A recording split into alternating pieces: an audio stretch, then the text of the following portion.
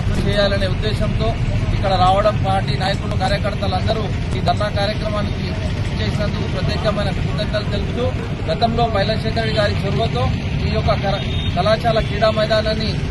మట్టి పోసి మొత్తం లేవల్ చేయడం జరిగింది. ఆధునిక హంగులతో 10 కోట్ల రూపాయలతో నిర్మాణం చెప్పి క్రీడాకారులకు ప్రత్యేక వసతులు కల్పించాలనే సంకల్పంతో పైలశేఖర్ రెడ్డి గారి యొక్క సంకల్పంతో ప్రజల యొక్క వసతులను అందుబాటులో తీసుకురావాలనే ఉద్దేశంతో కళాశాల క్రీడా మైదానాన్ని అభివృద్ధి చేయాలనే ఏదైతే కాన్సెప్ట్ ఉందో ఆ యొక్క ప్రణాళిక ఉందో వెంటనే అభివృద్ధి చేయాలని చెప్పి భువనగిరి ఎమ్మెల్యే 8 సంవత్సరాల కాలం అయినా గానీ ఈ కళాశాలలో మీటింగ్లు చేసుకుంటూ తప్ప ఇక్కడ వసతులను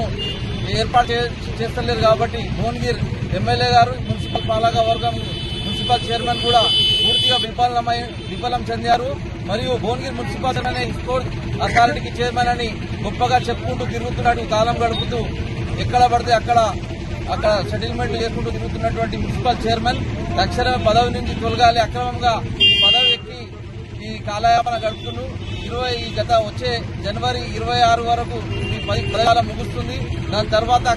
టీఆర్ఎస్ కార్యకర్తలు కష్టం పౌరుషం ఏందో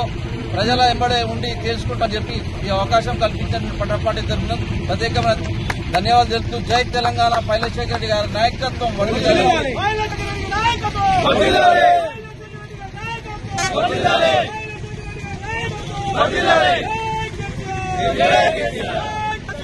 జూనియర్ కాలేజీ పట్టించుకొని ఎమ్మెల్యే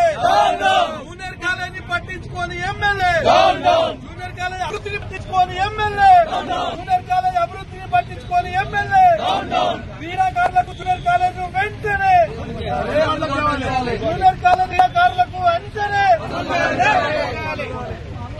ఎమ్మెల్యే అసమాత ఎమ్మెల్యే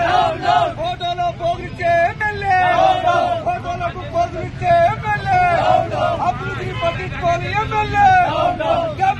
ఎమ్మెల్యే